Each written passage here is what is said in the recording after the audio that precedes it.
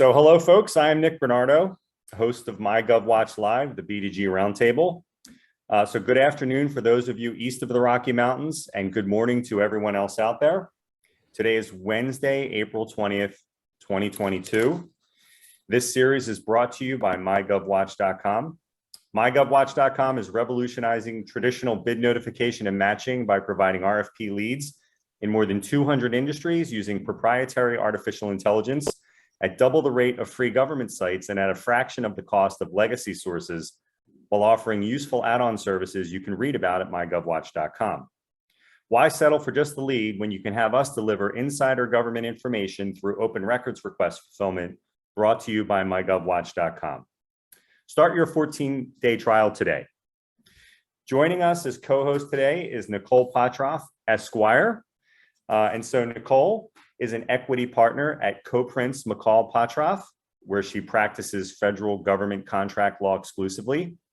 Nicole works with clients on a wide variety of transactional matters, from organizational contracts to teaming agreements, and advises clients on compliance with small business and procurement regulations and statutes. Nicole assists clients with litigation matters, including bid protests at the Government Accountability Office and size and status protests at the U.S. Small Business Administration. She's a regular contributor to the government contracting blog Small GovCon and is a co-author of the 8A program, a comprehensive guide to the SBA's 8A business development program in plain English, available on Amazon.com. Nicole enjoys helping small businesses solve their problems. She spends most of her free time outdoors with her husband, her son, and new baby, who arrived on Christmas Eve 2021. Congratulations, Nicole. Thank you. And so my first question is, what is it like running a law firm and having a newborn? It's a great question. It's an awful lot. I'm very lucky. He's a great newborn. He sleeps through the night, give or take one or two little wake ups to eat.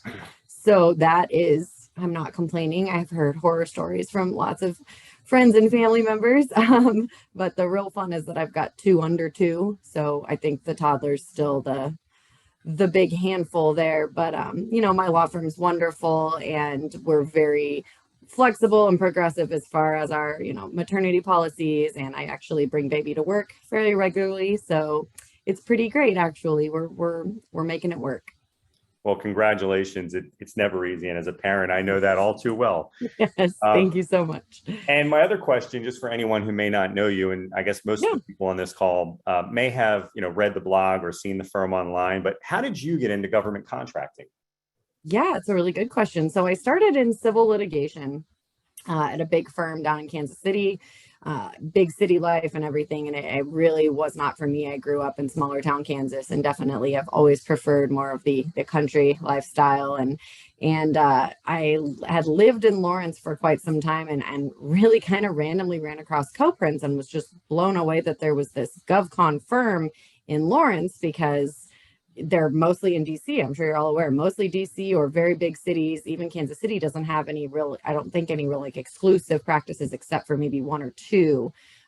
So when I found it, I looked into it, and I, pretty much just tried out on a whim and loved it, and absolutely just found it revolutionary what, Stephen Co-Prince, our founder, had done, which is say, look, all the work these GovCon firms are doing in DC is pretty much not in person anyways. It's almost always clients across the country. There's no reason you need to be in a giant office and be helping people, with a lot of overhead and things like that. So he opened up a small little firm here, and it's just wonderful because you get the small livings, the small town lifestyle, but you also, we are helping firms literally across the country. We are helping some that are even in other countries and things like that. And it's fantastic with technology today. You can really do that. And it's just such an awesome niche area. We love it. We love being so exclusive. As an attorney, it's awesome when my friends ask me for help with divorce law and stuff. Hey, I only do federal government contracting.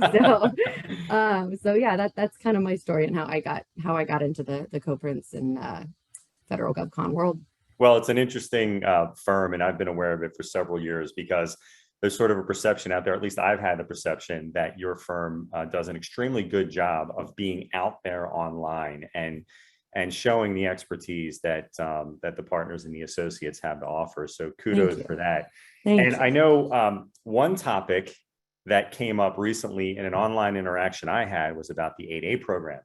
And so I mentioned in your bio that you co-authored a book. What's it like writing a book? Right. Well, I wrote the book with Steve Koprinz, and if you're going to co-author something, I'll tell you, that's a good partner to have. It was a lot of work, really, because we were trying to, always maintain all of our clients while still kind of writing on the side. But it was fascinating. I loved it. I got to dig into all the areas. We even had a call with she was former director of the 8A program, and asked her questions, picked her brains about, why are people denied on narratives and things like that. And so we've really gotten into the nitty gritty, gotten all the cases. It was pretty fun. I kind of felt, maybe this is the nerd in me, but felt like I was kind of doing this fun research of actually seeing when things were denied and approved and why, and all these statistics of different reasons that people get in, don't get in, and how they utilize the 8A program. And I love the 8A program. It's one of my favorite things to assist with. So I really enjoyed writing this book because I actually got to spend time digging into each aspect very, very thoroughly. And it's wonderful now because that's one of those things. As an attorney, we're never afraid to say we don't know the answer to things. But generally with 8A stuff, I know the answer to things now. And I love that. And that's a fantastic feeling. Funny you should say that, because we have a question. Yes. So someone I was interacting with online last week was asking about the net worth requirements of the 8A program. And so I know this person was not able to make it today, but there may be others already on the call who are interested in this. Can you walk us through what are the net worth requirements of the 8A program, and what are some common misconceptions about that? So there's really three big thresholds that you have to meet when you are going for the economic disadvantage aspect. So there's other aspects you'll have to meet, but economic disadvantage is one of them. And with that one, the first threshold you have to meet is the income threshold. So that is your average gross income over the past 3 years, and that needs to be under $350,000 a year. So that does not include if you were getting, or if you had any IRAs or retirement funds or anything like that, that's going to be excluded from all three of these thresholds. So keep that in mind. So anything in a valid retirement fund is excluded. So you've got the income threshold. And the main question we get asked on that one is my spouse's income going to be considered as well? And unfortunately, that's not one that there's a black and white yes or no answer to at all. What SBA's rules say is if the spouse is at all involved in the business. So I take that as, do they have an ownership? Do they have any kind of title? Are they a part of your business? If they are, then SBA will consider those finances. So whether they just completely lump them together as far as the income goes or not, that's totally going to be a case-by-case basis. Not even really sure what a lot of the factors are there that SBA does consider. It does seem to be a bit subjective based on each case. But generally, if your spouse is involved in the business, I would assume that they're going to count all of your income there just to be safe. And it's not like, it's not worth trying or anything, but that would be the safest assumption when you're doing the calculations to see if you fit that threshold. Then the next one's going to be the adjusted net worth. So that's the one that is everything that you own, but it does exclude your equity in your home and your equity in your firm, your company, the 8A applicant. So those are pretty big exclusions most of the time. In fact, we've seen some interesting situations where people will maybe buy a bigger house or something in order to make sure that they stay under those thresholds. There's nothing that prohibits you from doing that. But generally you exclude those, and again, exclude any retirement funds, and that's your adjusted net worth. And that one needs to be under $750,000. So then the third one, this is the big one, this is the catch-all, still excludes retirement funds, but excludes nothing else. So equity in your home, equity in your business, everything you own. And SBA gives you a form for this to fill out, a 355. You fill it out, and it will tell them how many assets you have and things like that. And really, we always suggest telling them everything. You don't want them to come around and say, hey, we actually see that you own a car that you didn't include on here. That's bad. You don't ever want to make it look like you're hiding things from SBA. But that number is nice and high, and it's 6 million currently. So in July of 2020, all those thresholds increased. They used to be They used to be different from when you first applied. They had to be a certain number, and then later on, to maintain compliance, it was a higher number. But SBA luckily did away with that, made it nice and easy. So your three numbers are then 350,000 a year for the income for the last 3 years. It's an average 750,000 total for the adjusted net worth, and then that's 6 million for the total net worth, or the unadjusted net worth, or the total fair market value of all assets is what they call it. It's just fascinating. It's always been fascinating to me how there need to be experts and consultants and law firms around how complicated these programs are, but I guess they're pretty important in terms of, keeping different parts of the economy participating in federal contracting. Right. And I just want to say this to any of the attendees: if you have a question about 8A, I want to try to cover that now. So I'm also going to encourage anyone who definitely would like to participate in this session to raise their hand and just keep it raised, because if you raise your hand, whether it's now or in 5 or 10 minutes or 20 minutes, we're going to get to you. So if you have a question about 8A now, I would encourage you to raise your hand. And so I'm not seeing any questions about 8A now, and I'll just give that a second or two to percolate, and then we may move on to the next topic. And while you do that, I will also say, if you have questions on specifics of the 8A program, the blog that Nick mentioned, the Small GovCon blog, is a fantastic resource for that as well. We just recently released our Back to Basics series as well, which we've just got more and more clients coming in that say, yeah, we've read your blog, but it's a bit over our head at this point because we're new. So you can go read all about the basics of 8A eligibility and any of those items that we touched on today. If you're curious about a certain threshold, if you are, curious about even the other aspects, social disadvantage or potential for success, we've got long blogs on all of those. So definitely a good resource as well. Great resource, great resource. So we're going to get to our first participant, and this is someone by the name of Joanne Sardo with GLM Custom. And Lauren, if you would allow Joanne to participate. I'm not sure if she's able to turn on her camera and her audio. That's up to her. But Joanne, are you with us?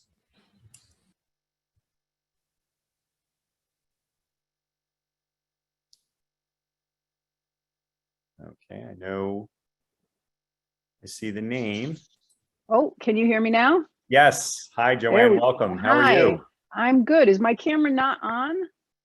It is not. It is not. That's optional. But let's do this. I am going to, let me just find you back on the list here. So we're learning here, Joanne. Bear with me. All right. That's okay. That's okay. All right. So, okay, hold on. Let's find you here in the list. Okay. I am going to promote you to a panelist, and I think that may let you share a camera. I don't, Let's give see. That a try. And you still can't see me. Start my video. There we go. There we go. How about there we that? Go. Hi, everybody. Welcome, Joanne. Thank you for joining us today. And just before we get into some of the things that we wanted to talk about today and things that you suggest that we talk about, what do you do and where do you do it from? Okay, I'm actually based in Connecticut, and we're having a pretty good day here today. A little chilly, but the sun is shining brightly, so that's kind of nice.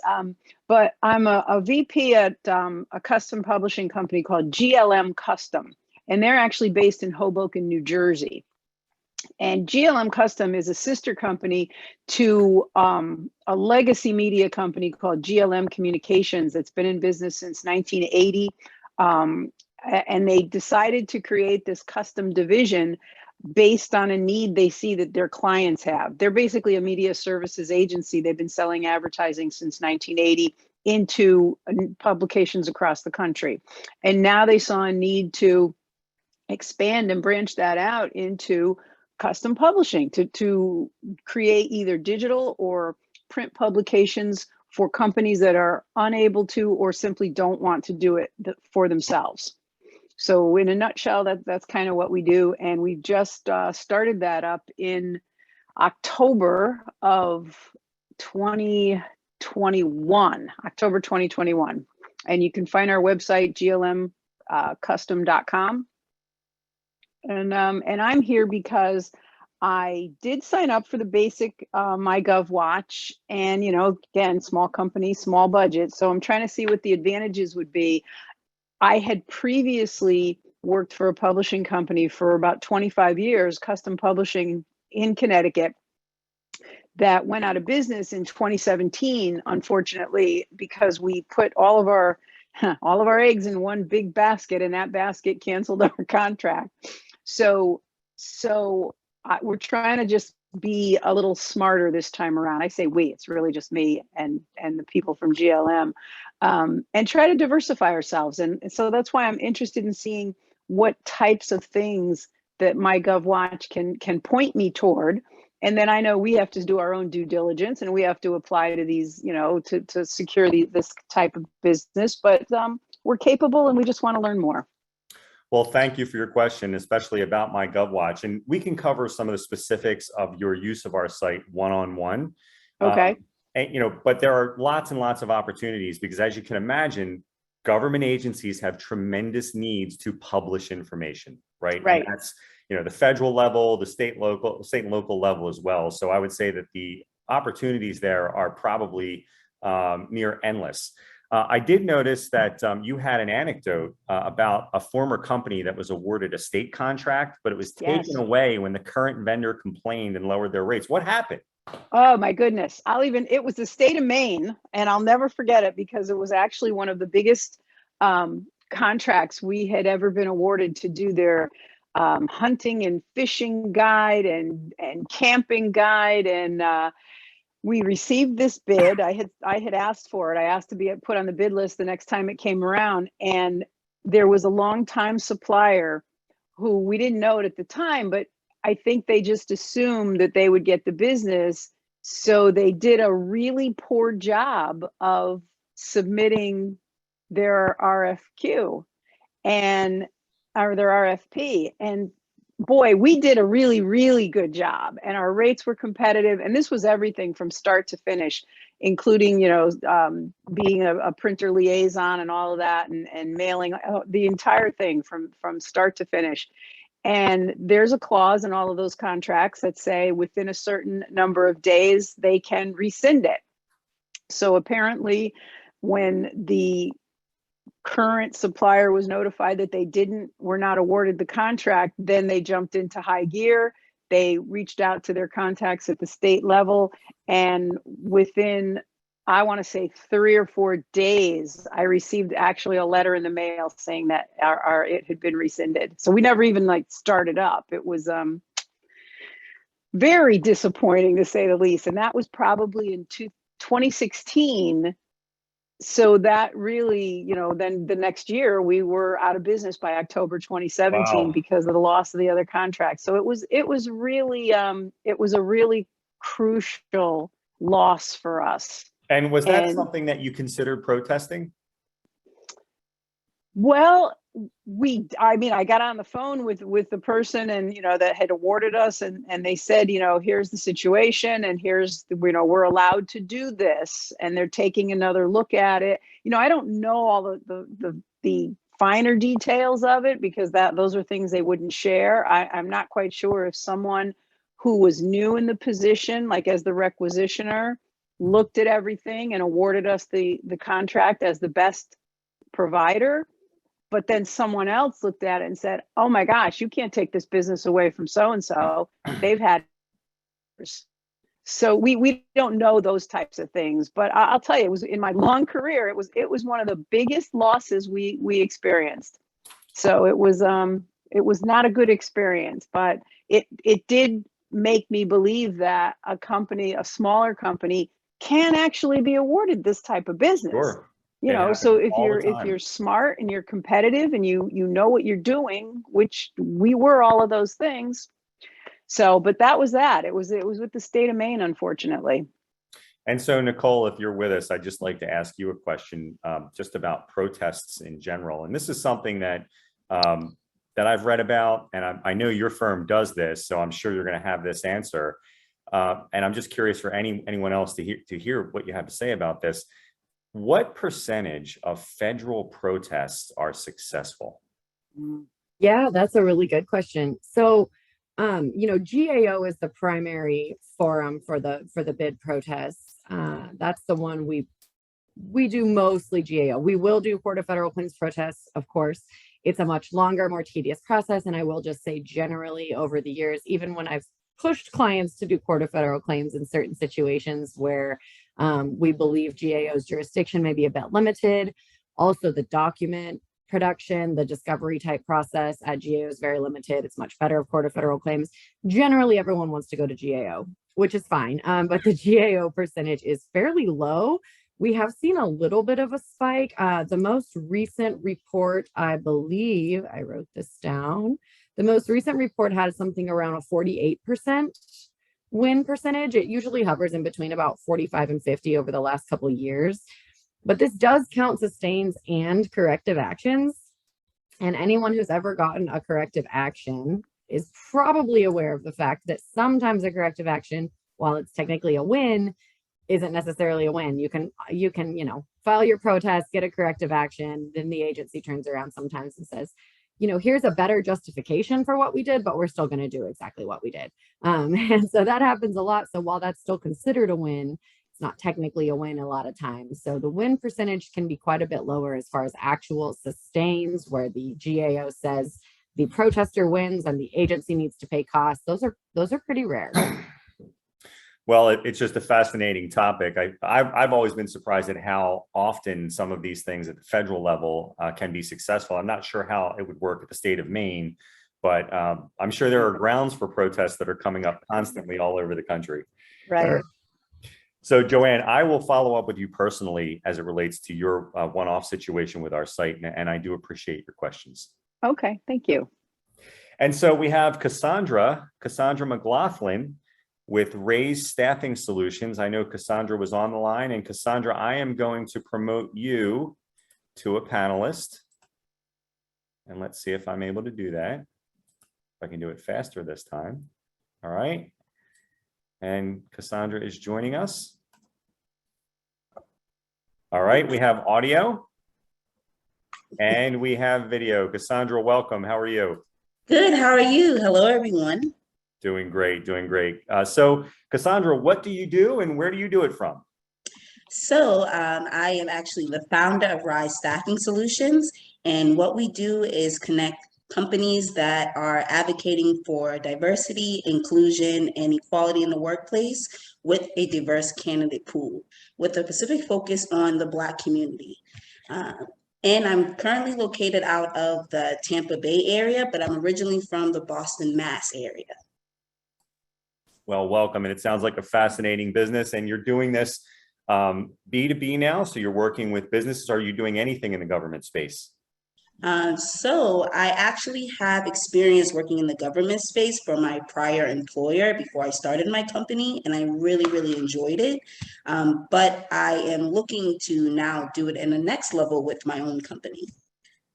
Well, fantastic. And have you looked into the federal small disadvantage program or the 8A program? Yes. And I would say I do have a couple of questions in regards to my qualifications, since my company is very much still in a startup phase.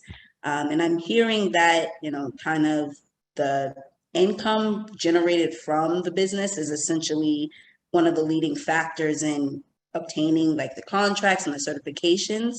I wanted to know, is that a factor in such of, I guess, becoming more recognized as a minority-owned business and or woman-owned business? And so, Nicole, are you? I'm struggling a little bit with the question. Did you get that? Did you get that? Yeah, absolutely. I just didn't want okay. to jump in unless you're ready for me. Go ahead. Yeah, hi, Cassandra. It's nice to meet you. I Good love to your meet you earrings, too. by the way. Those are beautiful. Thank you. Yes. So what you're referring to is really, it's called the potential for success requirement. So we talked a little bit about the economic disadvantage thresholds. Those would apply to you as an individual. You would need to meet those as an individual owner and manager of your company. The potential for success rule is separate, and it is not a hardline rule.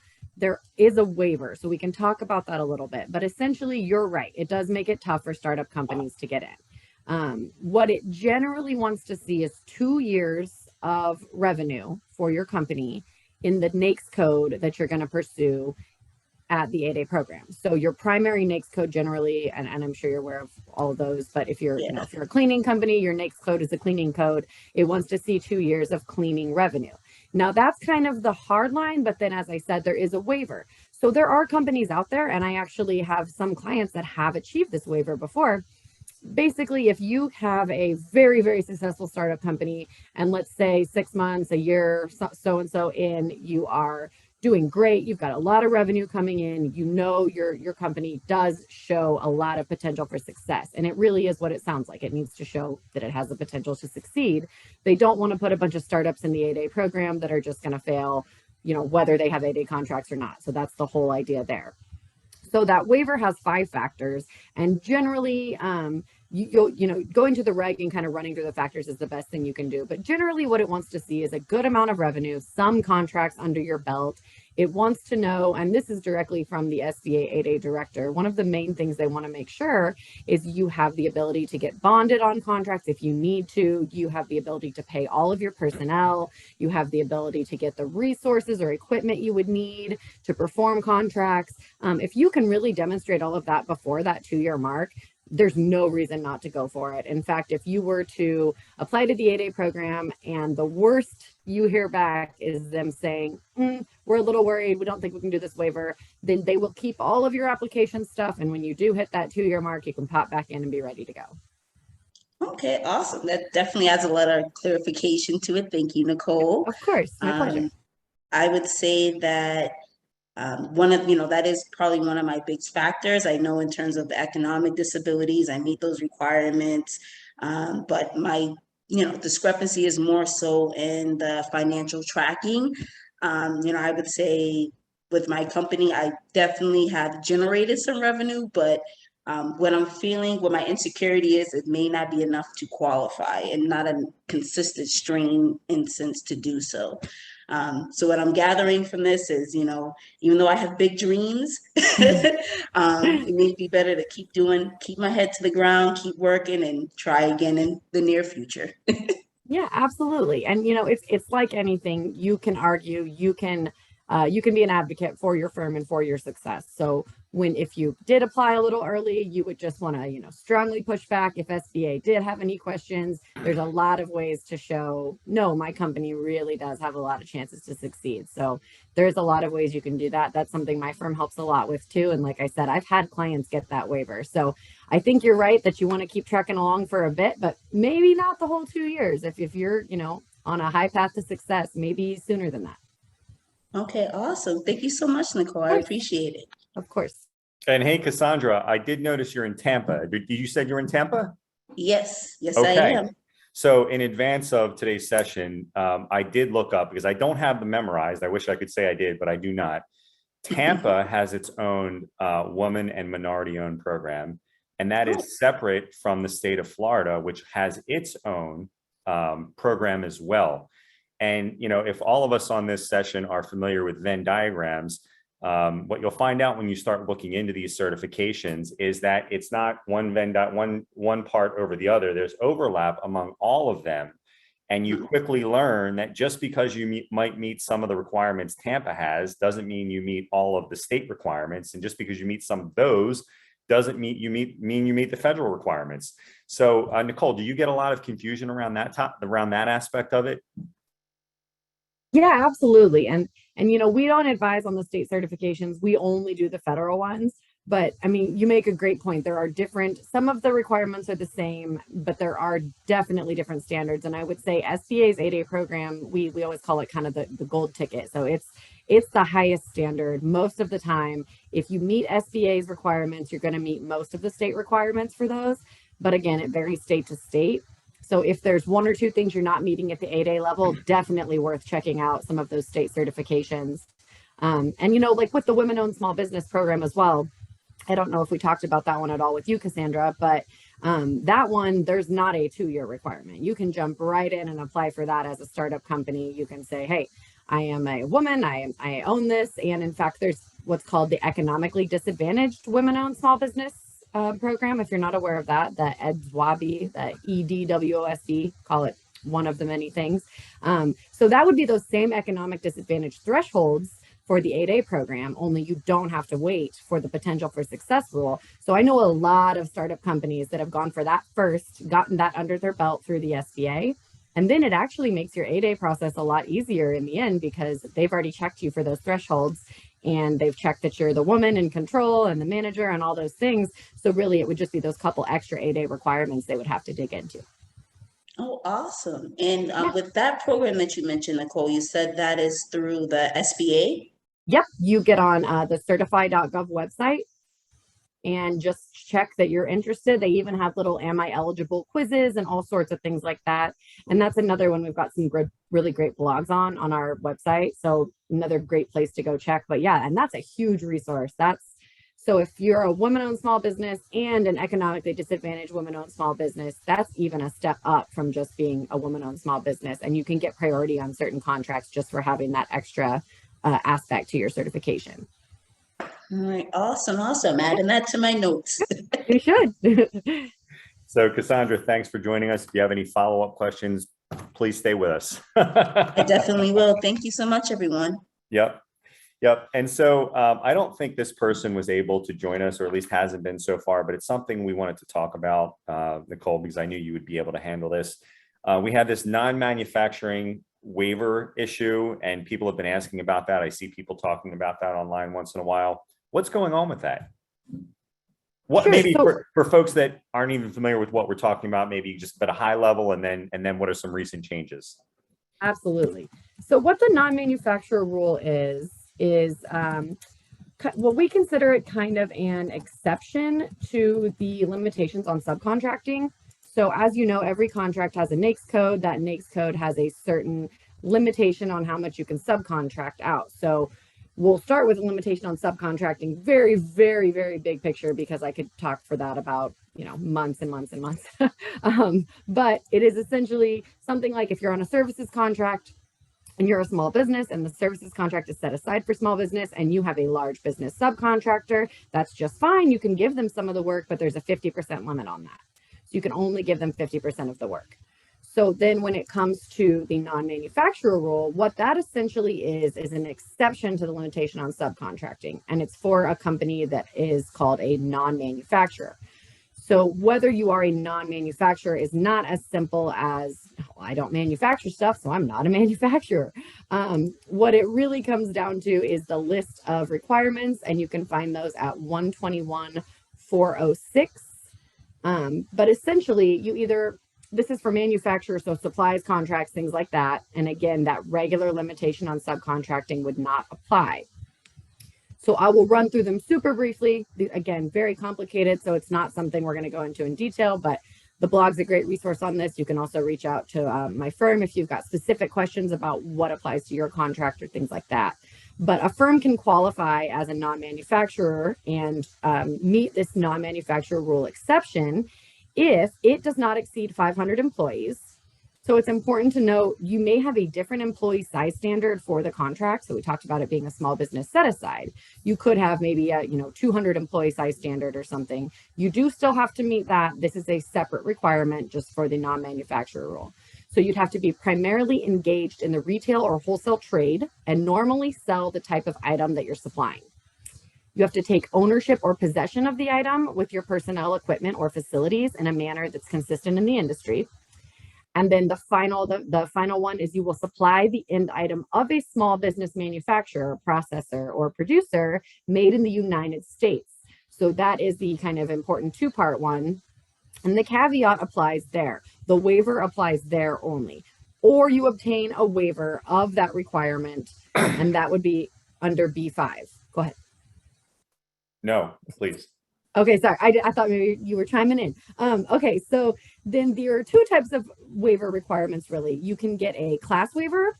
So a class waiver is going to waive an entire group of products. It's going to say, look, these are just not products that we have small business manufacturers for. There's an entire waiver of this, and you can find a list of those online. SBA has a list of those that's updated regularly. And then there's also the individual waiver. So that would be one you personally have to reach out to your contracting officer and say, hey, you provided the solicitation for these goods. I don't believe that anyone can meet this requirement, this non-manufacturer requirement here. Can you provide a waiver? And so they will give you an individual waiver if that is the case. So what the waivers really do is then they then mean that the firm can supply the product of any size, regardless of the place of manufacture. But you have to remember this is only for that fourth factor of the non-manufacturer rule. You would still have to meet the first one, your company does not exceed 500 employees. Second one, you are primarily engaged in the retail or wholesale trade. And the third, that you do take possession or ownership of the items. So either waiver would only waive that fourth requirement that you have to supply the end item of a small business manufacturer that is made in the United States. So SBA will frequently update those lists. And that's, I think, kind of what we're talking about when we say, well, what's going on with that? I've got some blogs recently where I posted about some new ones. SBA will randomly release these kind of commentary period type things where they say, hey, we think that this is another product that needs to be on that waiver list. Now, if you are a small business manufacturer and you make that, you want to reach out and say, no, don't put that on the waiver list. I want people to come to me. I'm a small business. I make this right here. But if that's not the case, then they wait. If they don't get anybody basically volunteering and saying this is definitely something a small business can do, they'll add it to that waiver list. So anytime you've got a solicitation, you think this applies, first of all, make sure it applies. Reach out to your CO if you're not sure. That's one of the most underutilized things in the world of federal government contracting. Ask your CO. Ask your CO if it applies. If it's in the solicitation, it does. And then go see if you've got a class waiver. If you don't, you can shoot for an individual waiver. If none of those apply, you're just going to have to meet those 4 factors. It just continues to fascinate me how there are so many nuances to something like this. Yep, absolutely. That's a fun one too. That is, we do big, long webinars just on the rule that take hours and hours. So. Well, I want to encourage anyone else who's listening who hasn't necessarily indicated that they'd like to ask a question. Just raise your hand if you'd like to do that. I also want to invite you to raise your hand if you'd just like to introduce your business and just tell us what you do. And maybe we'll just talk a little bit about, where you could be going in government contracting, even if you haven't proposed a specific question when you signed up. So one person that did ask or broach a specific topic in the sign up, and I know she's still with us, is Laurie Pagliatti. And Laurie, I see, hopefully you're still with us. I see you're there. And I'm going to ask to make you a co-panelist, and we'll talk a little bit about the topic that you brought up. And let me just find you again. Where are we? There we go. So Laurie, I see you've been promoted, and let's just see if we can get your audio. Okay, the mute's just off, so you should hear me. Yes, ma'am. Yes, Hi. ma'am. And camera's up to you. Audio is just fine if that's what you prefer. Oh, it's just too much of a hassle. No problem. No problem. So Laurie, welcome. I see you are with Collins Engineers. What do you do and where do you do it from? Okay, I'm an administrator and we do it in East Greenwich, Rhode Island. Okay, and what does the company do? Well, mainly they are engineers for bridge inspections, and more specifically underwater bridge inspections. In addition to just kind of like generalized engineering, we really have a niche here and in other states with underwater inspections. So they all have to be good swimmers, first of all, right? Good divers. And so you said something when you signed up about pre-proposals. And what were you referring to there? Well, I find that by the time you already see a listing, everybody knows about it and everybody's going to go after it. Whereas we're trying to forecast or see what's coming down the pipe so that we can get a jump on it, basically. And so right now we're doing we have a business development person who's an engineer, and he's trying to reach out to, like, say, marinas and that type of thing. But what we found is, just going on websites like the Rhode Island website and looking for RFP, RFQs, white papers, whatever it may be, it's something that's already out or been out, and everybody knows about it, literally. So we're trying to get a jump on things to see what's being forecasted, right down to looking at like capital plans, that type of thing. So these are recurring inspections? Yes.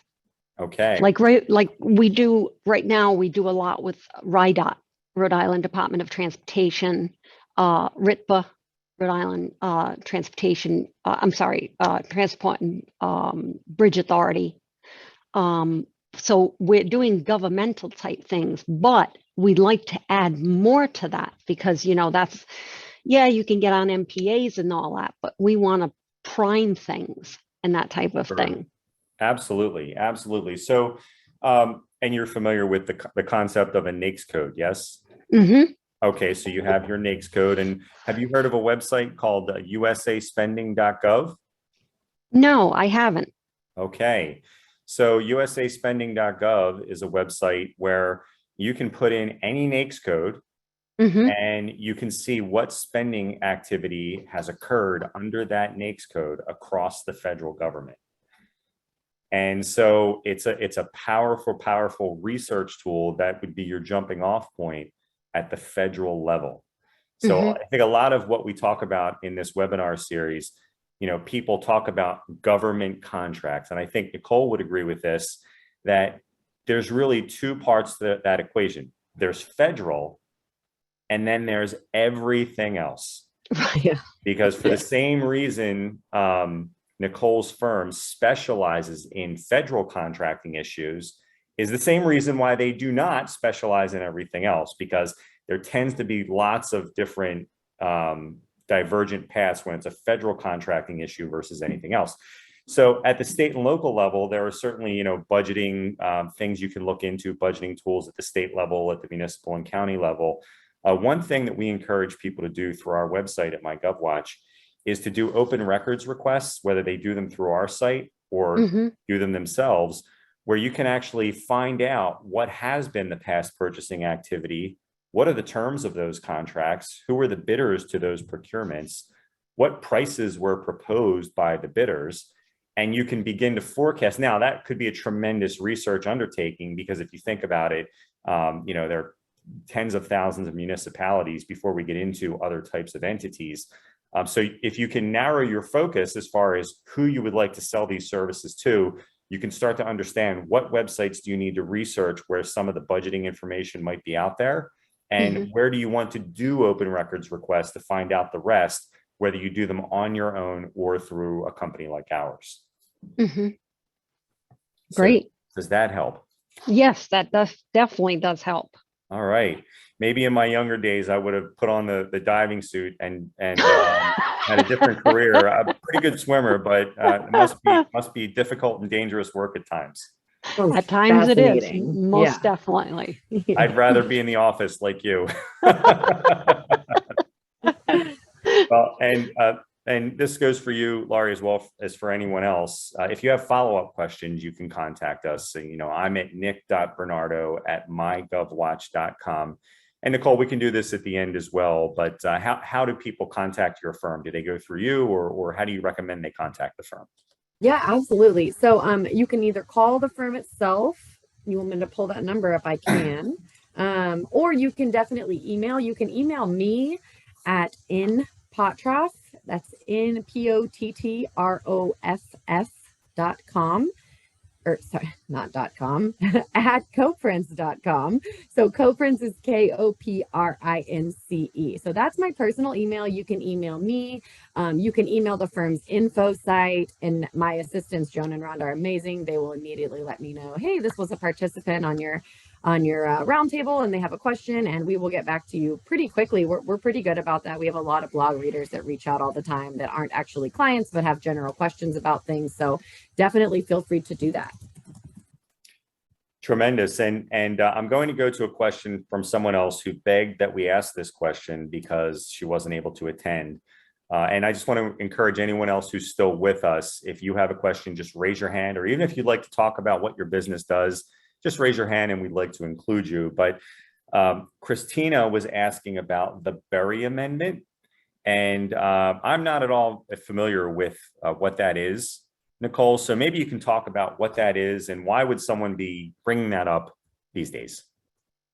Sure, absolutely. So it's a fun, tricky one. And as many times as I've done webinars on it, I still pull my slides up for this one. So we could talk a little bit about the Berry Amendment. So essentially you have, every time we talk about the Berry Amendment, we generally talk about it with two other things in mind, one being the Buy American Act and one being the Trade Agreements Act.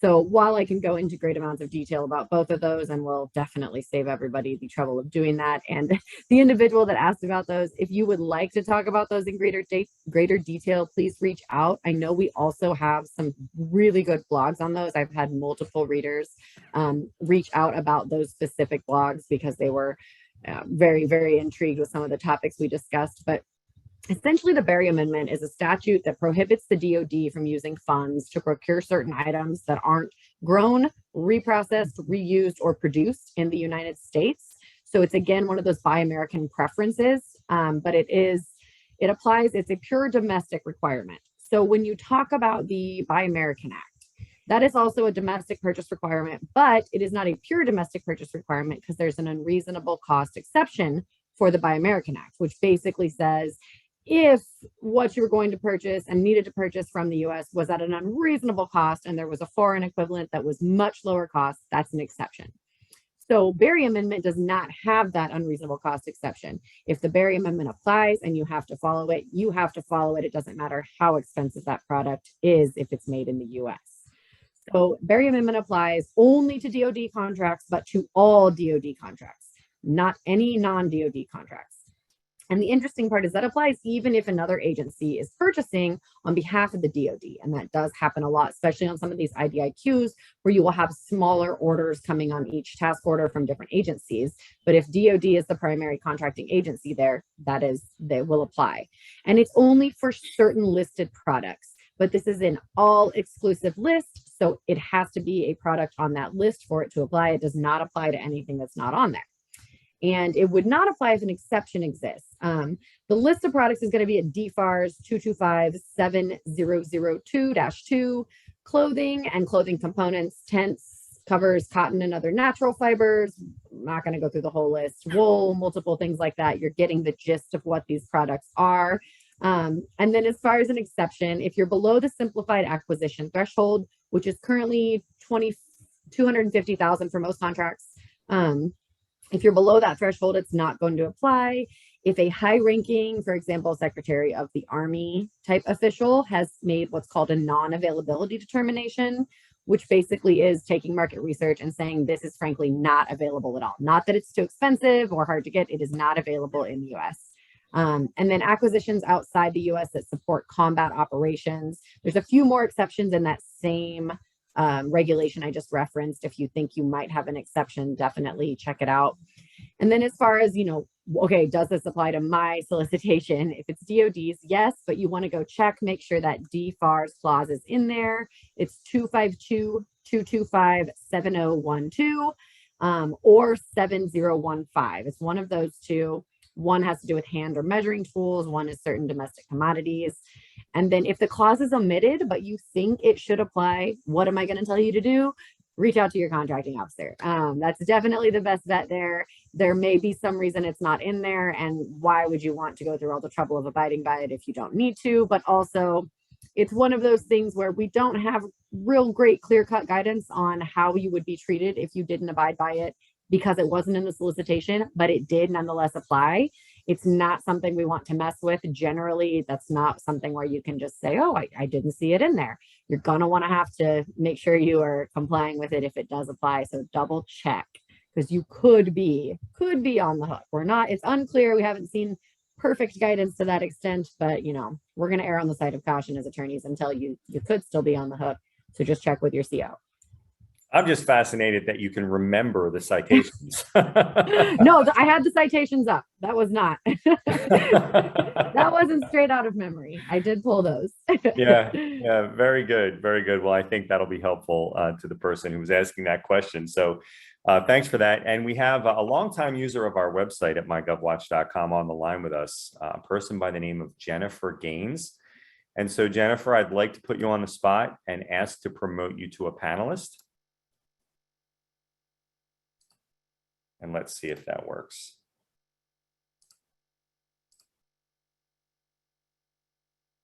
Let's see, where are we? Did we lose Jennifer? Good afternoon. There we go. Jennifer, how are you? I'm good. Thank you very much. Thank you for joining us. And although I know the answer, maybe you can tell us who you are and what you do and where you do it from.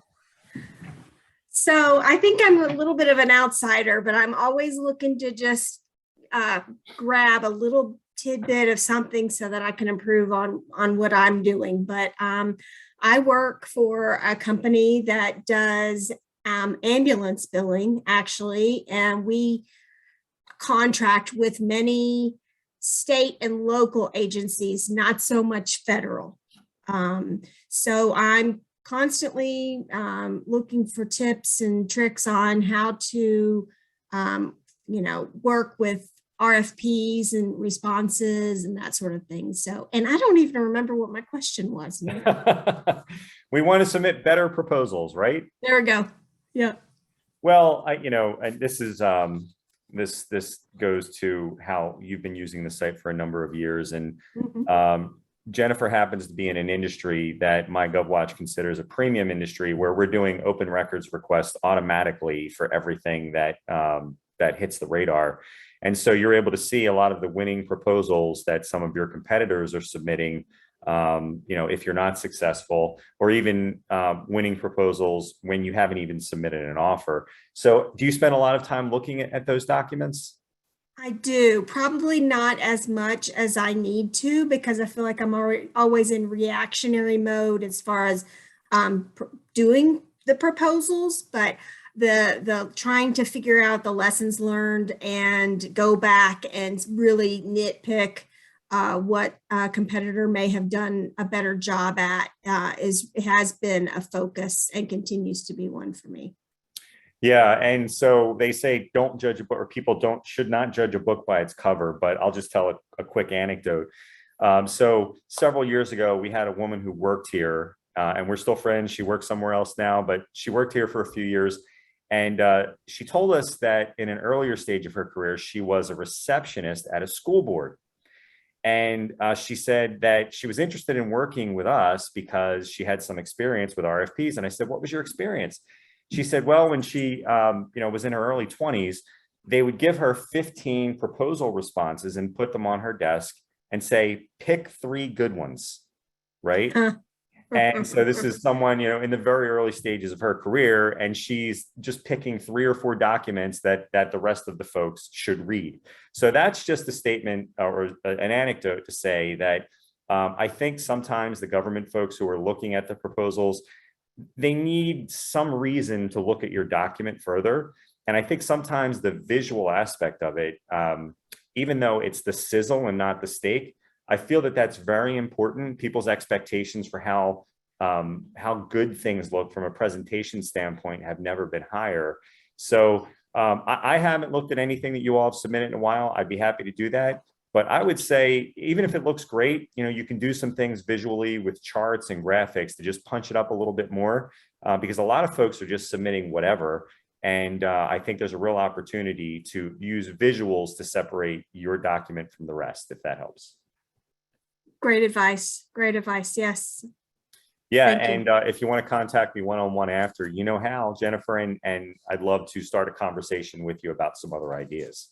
Thanks, Nick. I definitely know how to get to you guys. I always appreciate your feedback and quick responses. So we'll definitely continue the conversation. I appreciate it. And thanks, Nicole. You're not too far from me, actually. Really? That's great. Yeah. Well, I'm in St. Louis, so. Oh yeah, not at all. Awesome.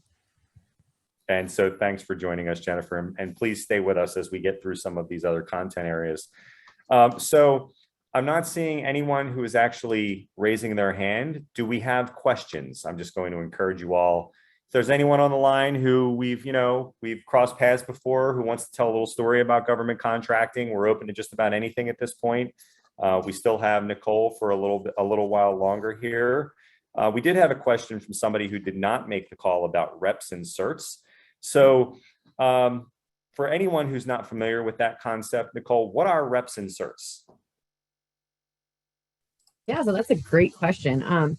So you have reps inserts when you register on sam.gov as a small business. You will go through your reps inserts.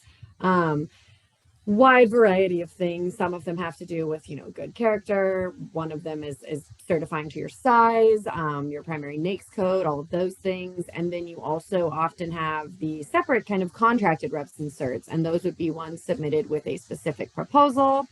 Or if you were to have a prime sub relationship, often the prime will ask for reps inserts from the sub. Joint venture agreements, often from one another, basically saying, look, when we're working together, we're going to be relying on each other's, what you represent and what you certify as. To me, I'm going to rely on that. I can't go, I'm not going to go do an independent check of your size. If you tell me we're complying with the size standard here because of your size, you're going to have to represent that to me and sign off on that, so I know. And it's the same kind of thing with the government. So because of that, it's really, really important to make sure you are aware of your size, that you're answering those as truthfully as possible. It's especially recently, I'm not trying to scare anybody, but we have seen a lot of crackdown from the federal government on situations where they are coming after certain businesses and saying, oh, well, potentially you have violated one of the reps inserts by claiming to be small, or, you also have, for example, the FAR's independent price certification saying you did not work with any other competitors to get your price, to get to your bidding price, so that you don't have, bidders driving up prices or anything like that. And the government's been cracking down hard on those. They've been throwing around False Claims Act violations and things like that left and right. We've seen a lot of cases recently, even just pulling up some of the blogs that keep you updated on that stuff. There's been a lot of recent activity. So absolutely important. If you need help with your reps inserts, if you're not sure about something, reach out for help. Don't just, check a box like you would on a survey to see, what breakfast cereal represents you or whatever. Make sure that you are fully committed to each of those so that you are ready if you were to get questioned on those. Yeah, I think there's a misconception that you see this long list of check boxes on sam.gov or in a bid document at the federal level, and you're just checking yes, like you're at the doctor's office and you haven't coughed in 3 days. But you're on the hook for anything that you check off, and right. You better be right about your answer, right? Right.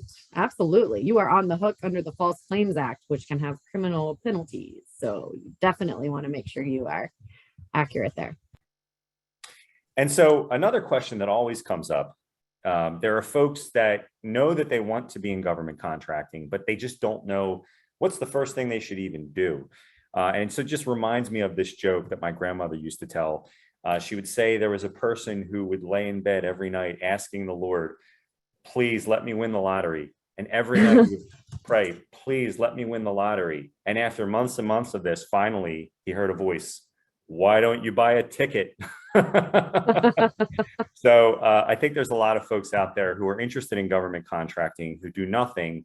But I think there are certainly examples where if you simply put your best foot forward and submit an offer under a bid process, if you sell a product or put an offer in, if it's service oriented, there are certainly lots and lots of companies that make money by pre-qualifying opportunities. We talked about doing a lot of research about engineering and bridges and inspections, but I have a lot of personal knowledge and experience of entrepreneurs who have a good product or service to offer, and with very little effort are able to win contracts at the state, local, or even federal level just because they really do provide a good product or service. So we want to encourage people that they should do that. Another thing that comes up is a lack of knowledge about when the RFP process is even relevant. So obviously MyGovWatch.com is sending people leads when there is a formal procurement, but there's a lot that's happening below that. So Nicole, as the last thing I'd like to ask you about and put you on the spot, you mentioned this term earlier, and I'll just add another term to that. You mentioned the simplified acquisition threshold, and also there is something called the micro purchase threshold. Maybe you can talk some of our viewers, talk them through what are the thresholds that even require a formal bid process, and below which, what are some of the opportunities? Absolutely. So the micro purchase threshold is going to be very small acquisitions. I want to say it's what, 10,000? I'll double check 10,000, it. yes. Yes, for most contracts. And so for contracts under that, there's going to be a lot of stuff that doesn't apply. There's not going to be the same reasonable, fair, open competition, all the Contracting Act, all of the interesting stuff that really makes sure every agency is picking the best bet. And for sometimes a newer company that doesn't have the experience, you may be offering a great product, but you may be also getting those pushbacks from protests and things saying they have no experience. And that's a huge catch-22, as you mentioned. I mean, it's ridiculous. I need all this experience, but no one will give me this experience because I don't have this experience. And that's always like, oh, what are you supposed to do there? And I will plug something there in a minute as well, in addition to just submitting a bid, but we'll talk about the acquisitions for now. So these smaller acquisition thresholds are great for newer companies, especially if you do have a quality product, and you know you do, and you may not have a ton of experience, but going out and making contact with these agencies, especially if you have a certification to offer. Don't write yourself off if you don't, but if you've got a new 8A certification, a shiny new 8A, shiny new EDWSB, whatever it may be, go talk to an agency official, talk to your local SBA representatives. Make sure you're flashing that thing, because there are times where SBA says, hey, I want to sole source this to an 8A company. And they actually don't have to go through all the steps. You don't have to compete with everybody. There's times where you submit your proposed way of doing something, your 8A, it's small, and they will say, hey, we're just going to give this to you. And then the simplified acquisition threshold is 250,000. Under that, there's going to be more requirements than under the micro purchase threshold, but still less than the larger acquisitions out there. So a lot of big rules don't apply, and including things like the non-manufacturer rule, the limitation on subcontracting, the things that make it pretty hard for some of these small businesses sometimes. Yeah, we do this work, but we definitely need help from these large businesses to get this size of contract done. That's kind of something you run into above those thresholds that you don't see under those thresholds. So that's fantastic. And the one other thing I think that's so important to talk about with exactly what Nick mentioned here, having a resource like Nick's company here is fantastic. Letting you know when there's stuff that might fit your niche, what it is that you do is great. Being one of the first ones on that is a great way to make the connection with the agency. The other thing is to look into SBA's mentor protege agreements and that whole mentor protege program. It is specifically out there for small companies that don't have the experience or the resources to perform some of these bigger projects, but really want to start doing so. You can go find yourself a large business mentor, get that SBA approved. If they approve that mentorship, you guys can bid on work together. And agencies love, love, love those proposals, because they get to check the 8A box or the EDWSB box or whatever it is. And they get the experience, know-how, the resources, the personnel of a large business that's done this work for ages. So that's another great way to get started on those things. But definitely having someone looking out for you, having someone working in business development that's getting you those, hey, this procurement just dropped, this is a good one to look at. And making sure that you know what the rules and requirements are for that work before you bid on it. Those are always great things. An agency is going to be happy to see you've checked the boxes honestly, and you know what you're checking. And that's a good way to get that work under your belt. Yeah, there's just so much opportunity that doesn't even involve a complicated solicitation. And right. So it's important that people realize that not everything happens through a formal RFP process. Absolutely. And so I'm going to call for questions one more time. And just while we're waiting for people to figure out if they'd like to add anything else, Nicole, can you just tell people, what are all the different ways that your company or your firm disseminates expertise?